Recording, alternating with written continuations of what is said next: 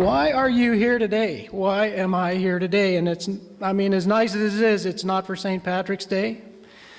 That's actually quite an amazing story when you stop and think about it. A man kidnapped to a pagan country decides to go back to the pagan country where he knows he will be mistreated to try and bring the gospel to them.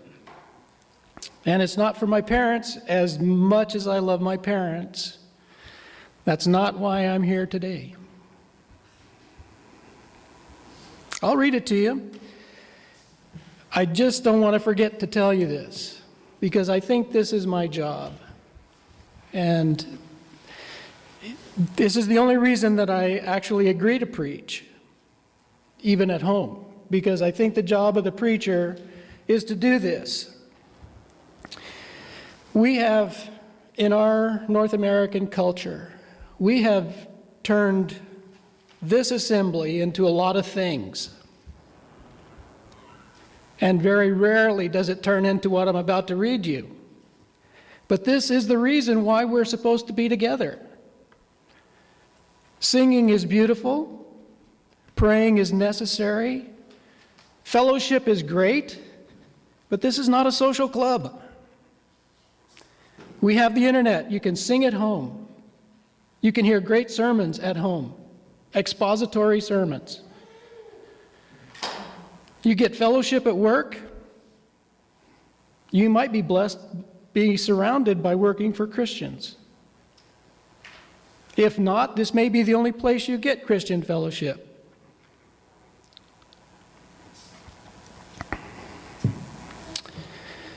But because of his great love for us, God, who is rich in mercy, made us alive with Christ, even when we were dead in trespasses. It is by grace you have been saved.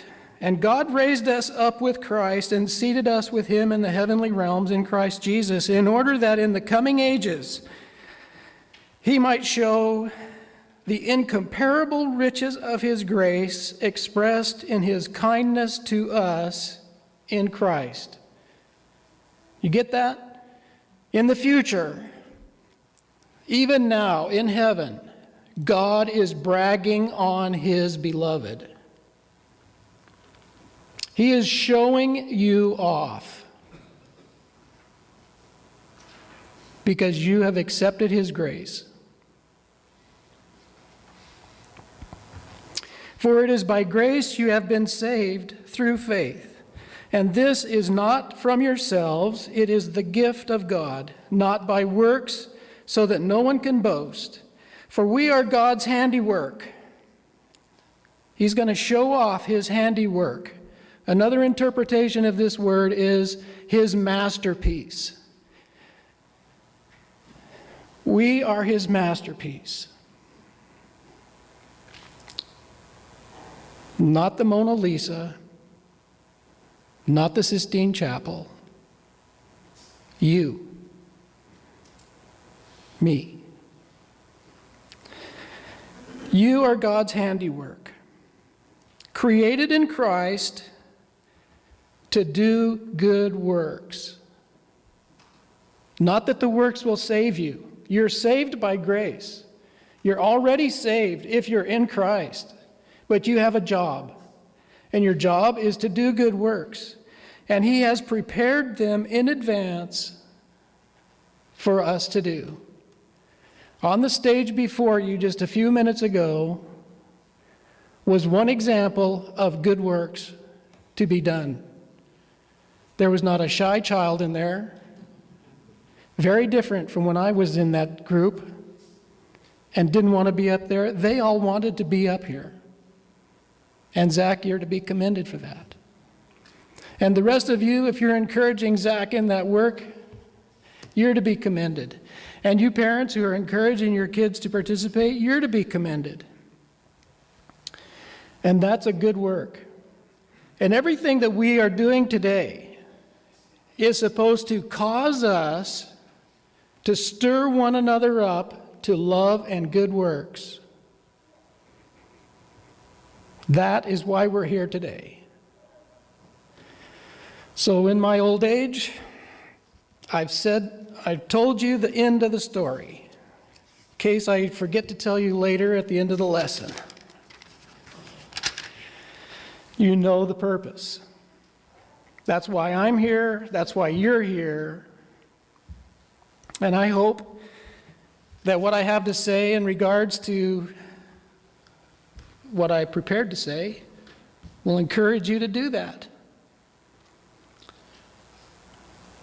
Very rarely in our North American society is that why we're together. But it should be why we're together. To stir one another up to love and good works. A bit of a funny story to begin with.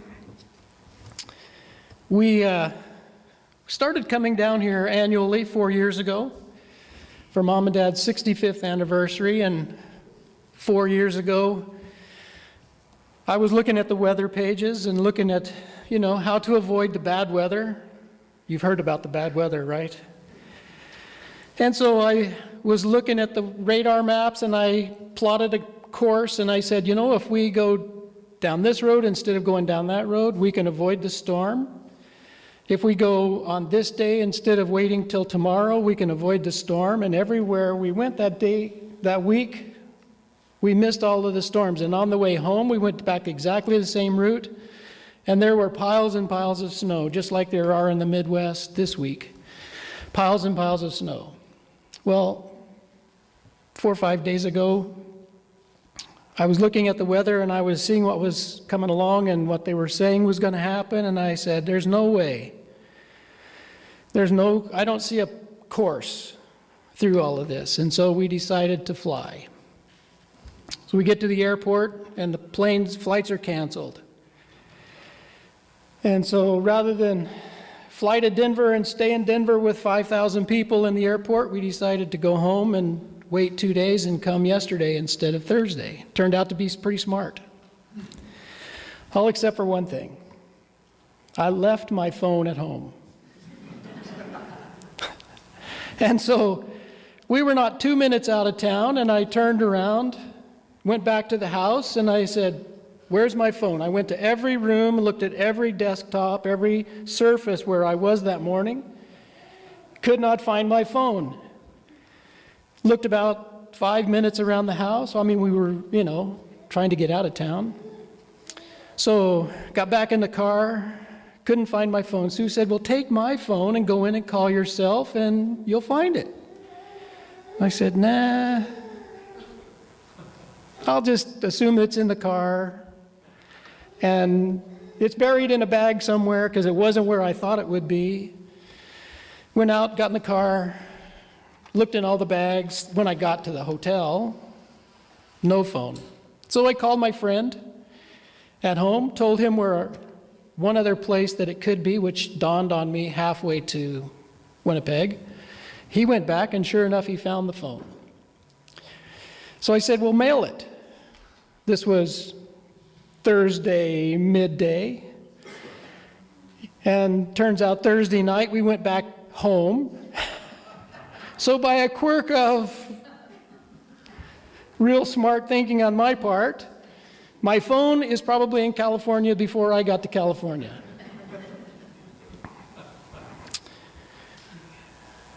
A funny thing happened. Did you tell them the name of this? No? Good. They were asking me on the phone, what are you going to title your sermon? And I said, well, I don't ever have a title for my sermon. Well, what is the title? Okay, well, if I don't have to tell you the title, then I won't. How many of you have read the book, In the Wilderness?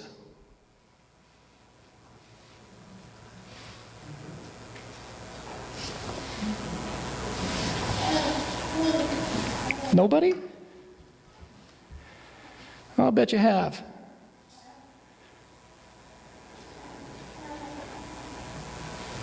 I'll bet you have. Exodus? No. Numbers? Numbers. In the Wilderness is the Hebrew title. The English title is Numbers. A couple of weeks ago, we were babysitting, and one of my grandkids was having to read nightly. We were there for 7 days, so of course he didn't read nightly.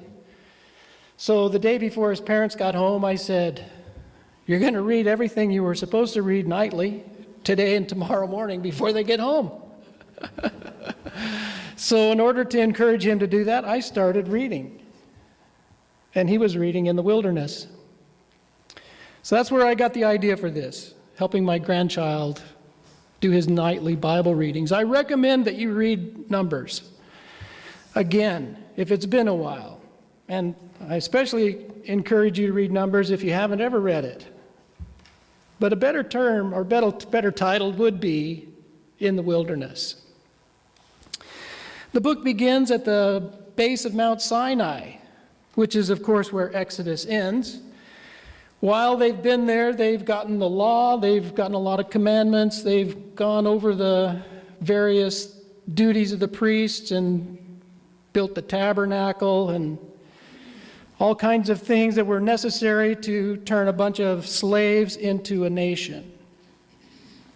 And after a year, God said, "It's time to go."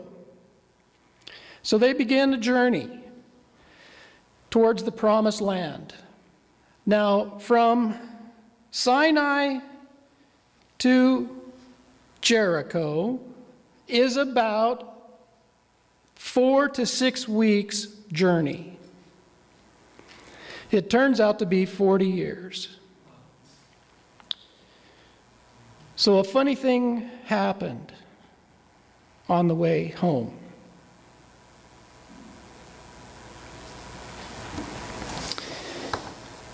Three days after they left Mount Sinai, the people started to complain.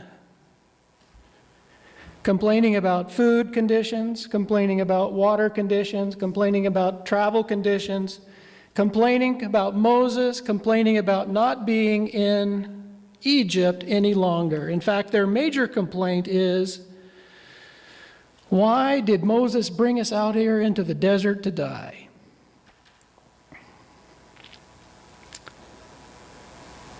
One of the solutions to their problems is food. So Moses goes to God and says, well, the people want some meat. And God says, well, tell them they'll get meat. Can we see that map?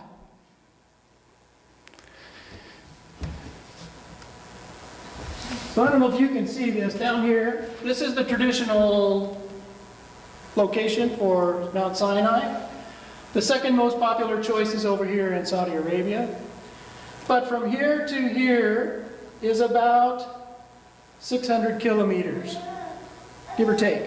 So they're along this arm called the Gulf of Aqaba.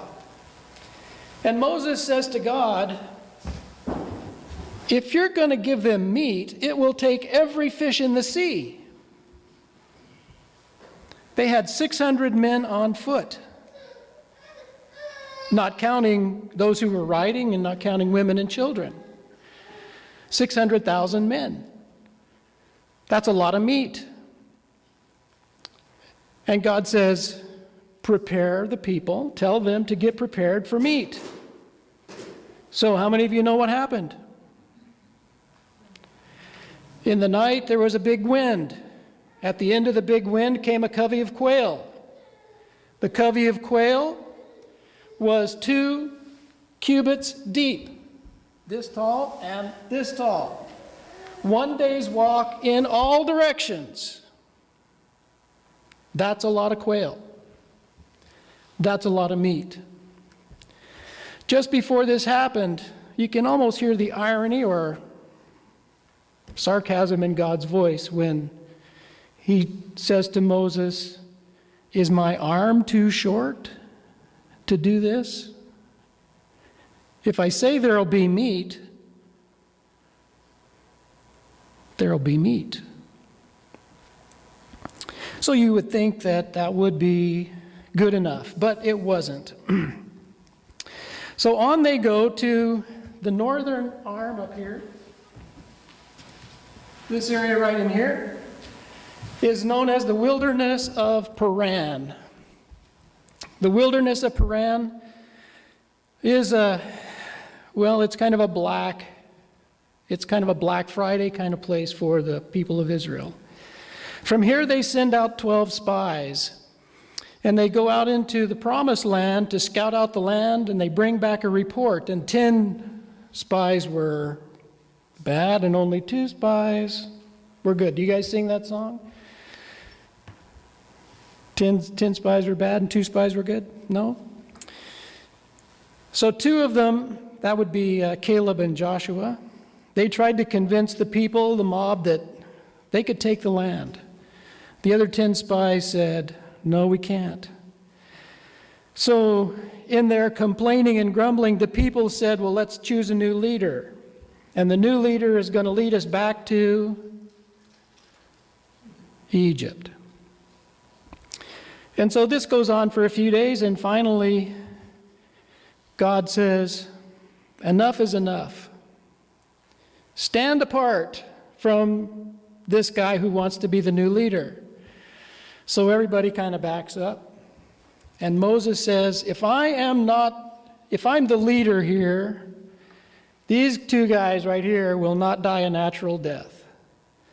The ground will open them up and swallow them, and then close back over them, and you'll know that I'm the leader. If I'm not the leader, they will die a natural death. And at that point, the ground opened up, swallowed them and their family and all of their tents and all their animals, and closed up over them again.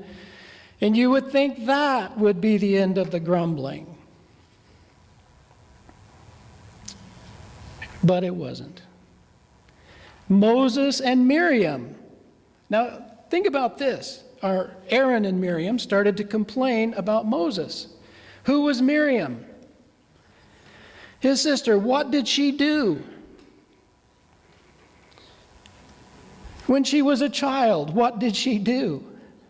She was the one who watched over baby Moses in the basket in the river and got his mother to be the nursemaid for the princess of Egypt so that Moses could be raised in the household of Pharaoh.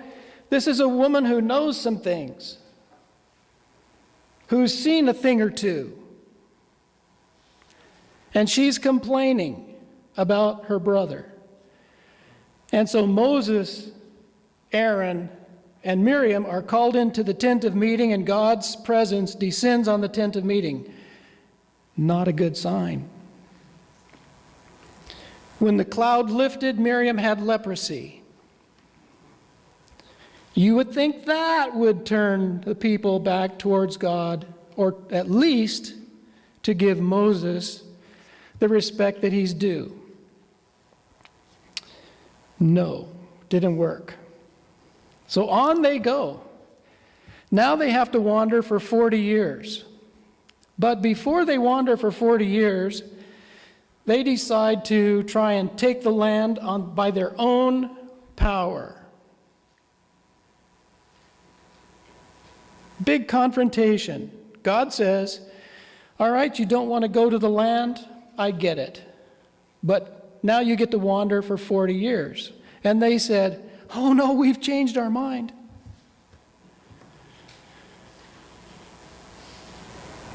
And Moses says, don't do it. But they did it, and they suffered their first military defeat. So now they're wandering for 40 years, and they end up, where are we here? Where's Jericho? Right about there. Can you see Jerusalem on the map? Jericho is just down the road from Jerusalem, and they're sitting at the plains of Moab. And here is where the story gets really interesting to me. So a fellow by the name of Balak calls for a big, I don't know what you'd call him, witch doctor, evil prophet, sorcerer, whatever. His name is Balaam. Now Balaam lives near the Euphrates River. Is this a pointer? No. Just change it. Oh, change it. I don't want to change it. All right, you see at the top of the page where it says Syria. Close to the top of the page is the city of Homs.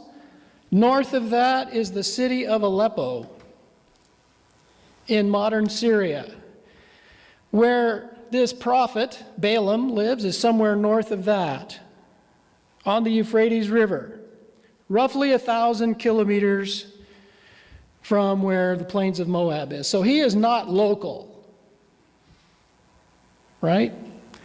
Now the reason Balak sent for him is because the word has come to Balak, anybody this guy curses dies, and anybody he blesses gets rich. So if you want to get rid of the Israelites, you call for the biggest and the baddest.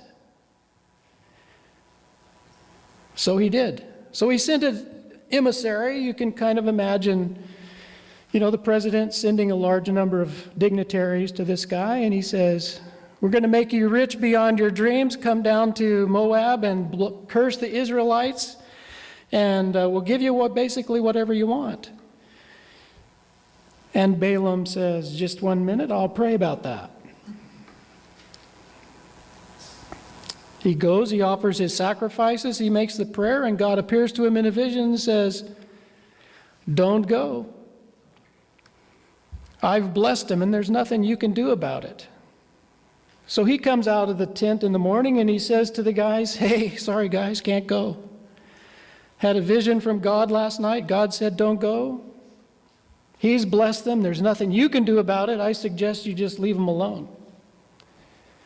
Off they go, another 1,000 kilometers back down to Moab. Balak says, that wasn't enough money, take more. So he sent a bigger group of people, and they went back up to get him. And this time God says to him, you can't curse them, but you can go with them. And of course, the most common story probably told from Numbers happens along this trip. That's the talking donkey. Who doesn't remember the talking donkey? Right?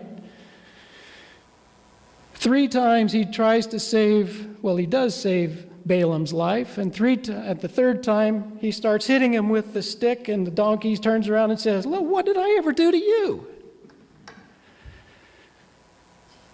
And then God opens his eyes and he sees the angel, and the angel says, thank the donkey for saving your life.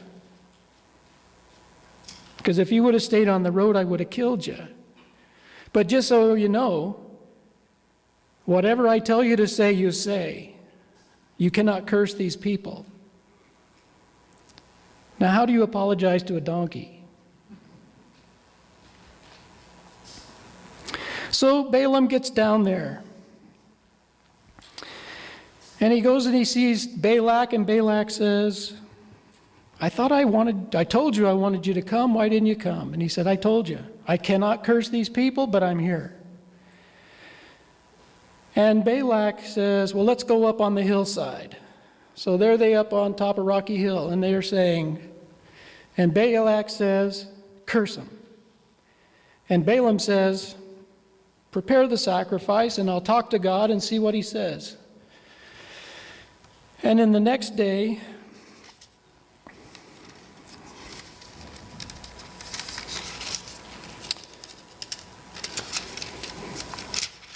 got to find it.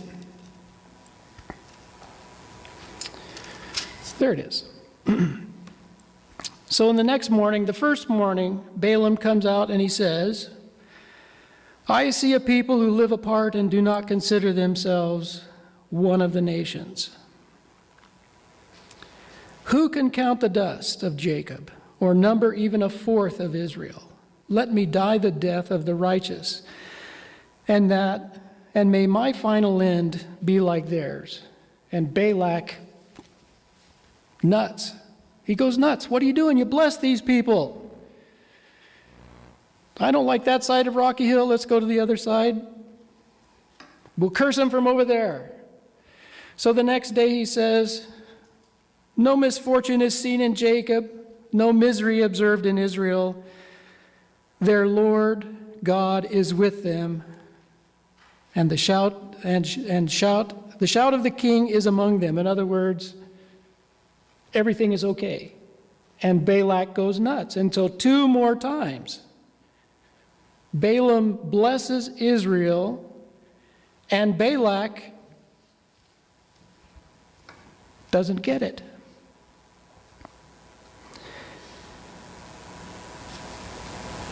So, the end of the story, the end of the book, is just before they cross over. There's more ritual, there's more feasts, there's more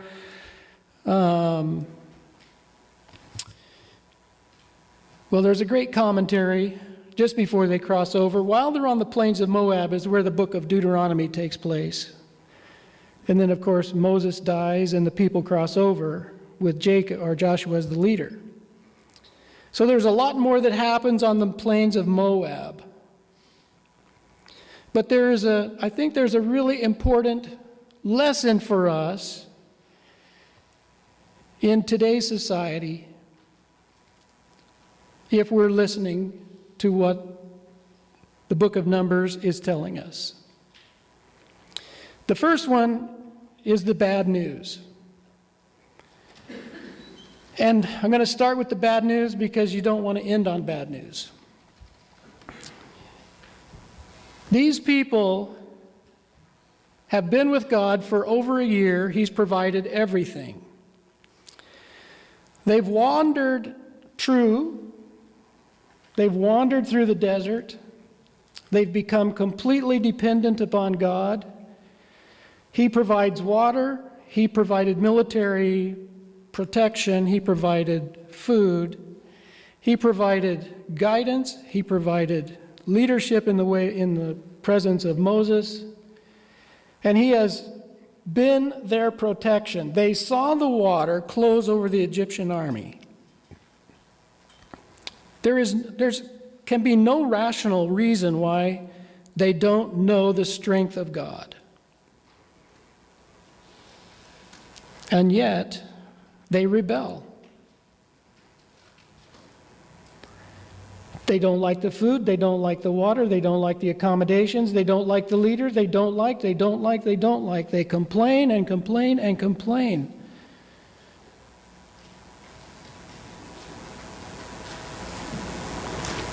And in the end, they refused to be led. And here's the scary part. God will always honor your choice. If you choose to rebel, He will let you live the consequences of that choice.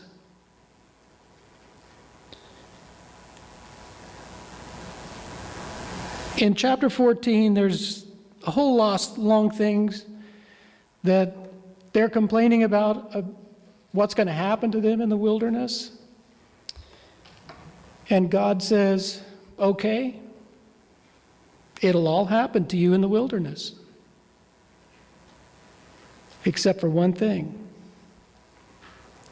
The children that you thought were going to die in the wilderness, those 19-year-old children that you thought were going to die in the wilderness, they're all going to go into the promised land, and you're not. So for the next 40 years, they had to live out their choice. Some of them died the next day, and when they went to try and enter the land by force, and the Canaanites killed a bunch. But all of the adults died because God honored their choice of rebellion. So it didn't matter their age, and it didn't matter how much they knew. It didn't matter how much they'd seen or how much they'd heard about how God could deliver them. All that mattered was they chose not to go. And it should be a sobering thought for us. If we choose not to go. What is the good work that God has put on your heart? What is the good work that He wants to lead you into so that you'll be a relevant people in Exeter or Porterville or Visalia, wherever you live? What is the good work that He is calling you to, and are you willing to be led into it?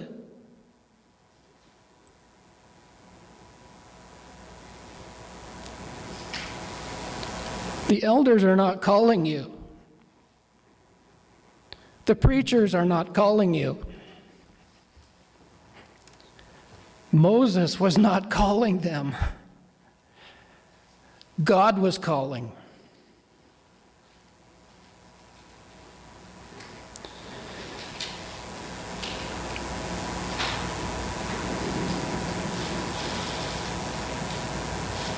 Are you willing to be led?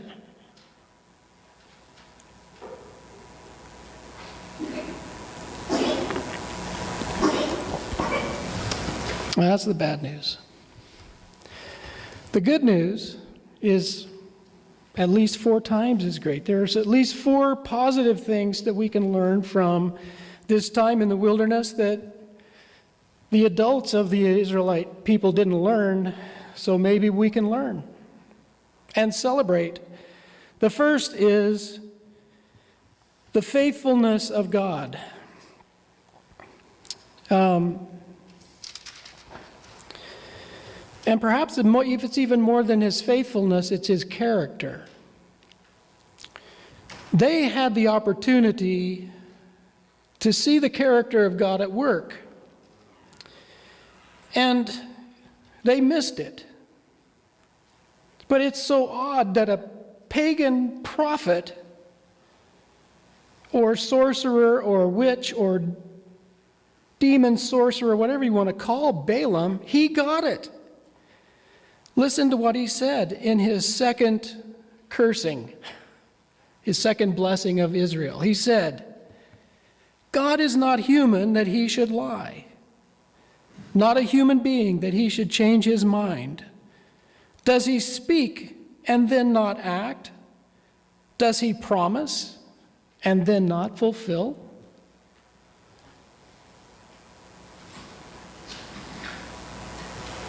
This is the character of God. He is not like us. He doesn't change His mind. He doesn't not fulfill His vows. If He makes a promise to look after you, He will. If He makes a promise to guide you, He will. His arm is not too short. It is a strong arm.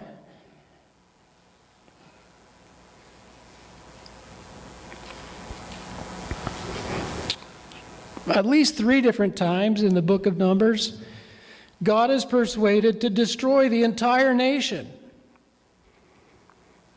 He tells Moses at least 3 times, get away from them, I'm going to destroy them all, and I'll start over with you. And Moses pleads for the people and says, oh, you can't do that. You've brought them this far. Surely there's something we can do. Your mercy is too great to do that. And each and every time, God says, okay, Moses, because of your pleading and because of your intervention, I will forgive them.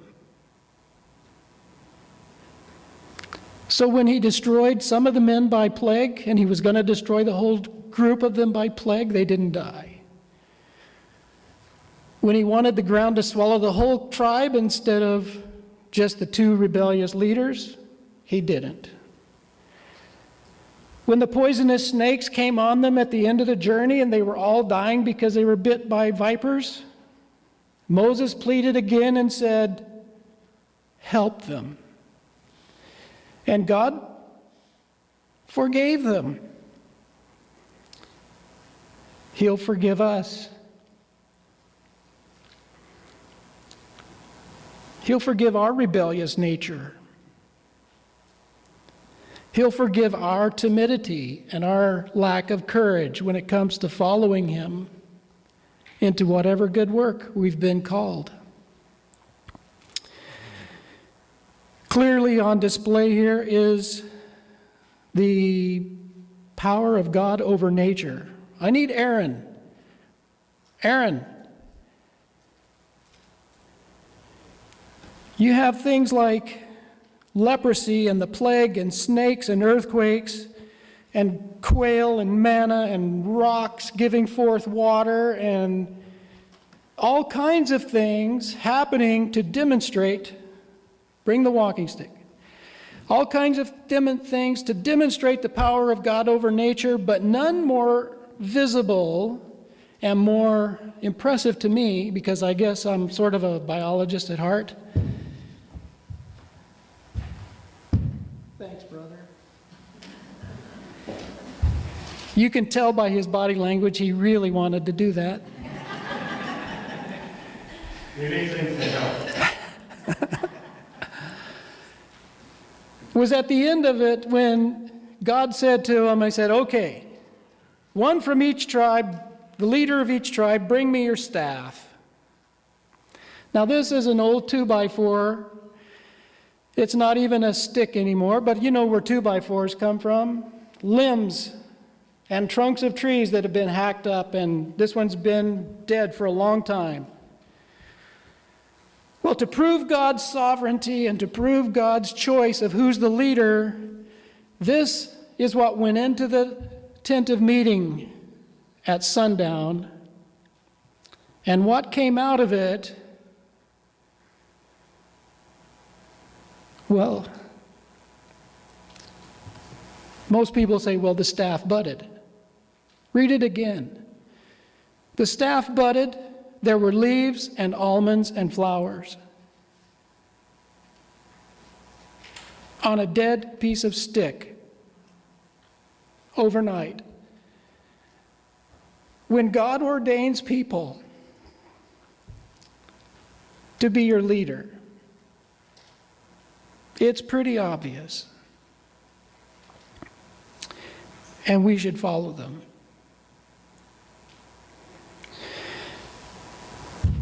And as impressive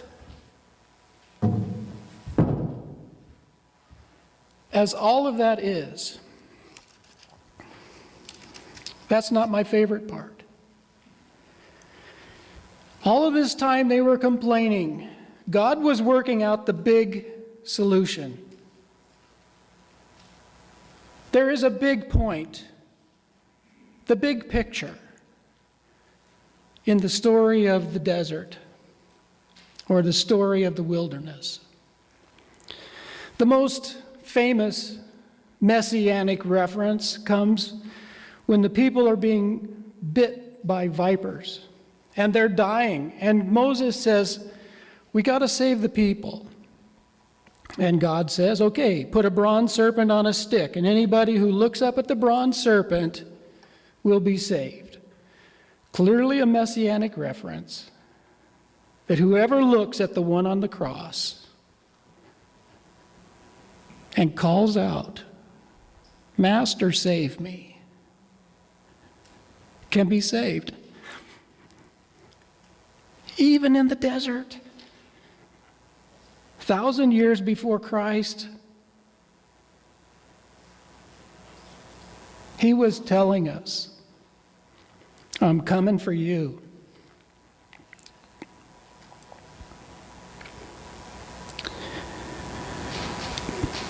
And if that wasn't clear enough, our prophet, you know, the biggest, baddest sorcerer in the Middle East, here's what he had to say. I see him now, but not now. I behold him, but not near. A star will come out of Jacob, A scepter will rise out of Israel. He will crush the foreheads of Moab, the skulls of all of the people of Sheth.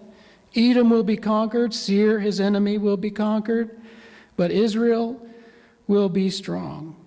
A ruler will come out of Jacob and destroy the survivors of the city. Jacob hadn't even been born yet. How did he know that it was out of David, out of Jacob, that a star would rise? Who is the only person in the Bible that's referred to as a star?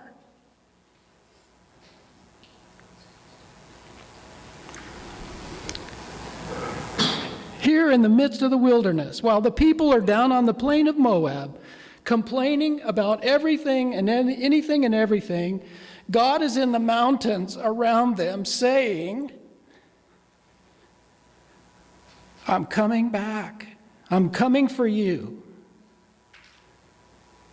Because I want mankind to be with me.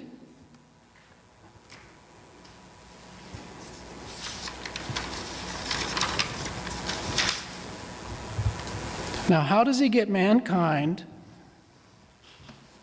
to be with him?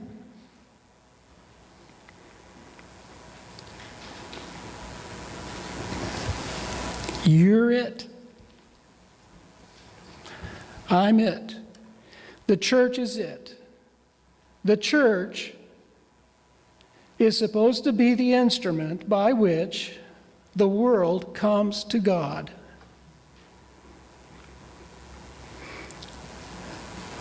He has designed a good work for you.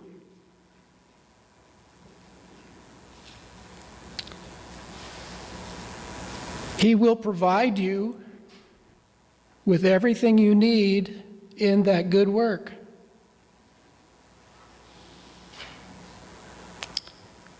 You got a job to do, and that is figure out what it is and be courageous enough to do it.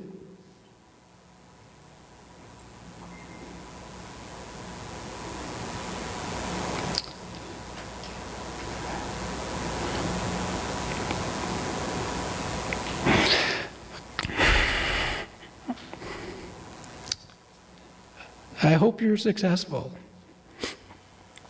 I hope I'm successful.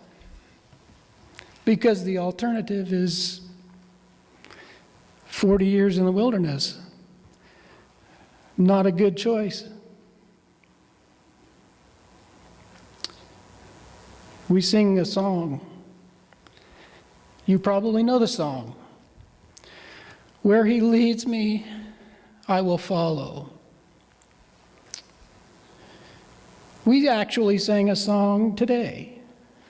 The third verse of the song, the second song you sang, what was it called? The Christ or Christ the Rock? The third verse in that song today, you actually already said that. Something about placing your dreams in his hands or his dreams. We got to do it. Age is no disqualifier. You're not too young or too old to follow.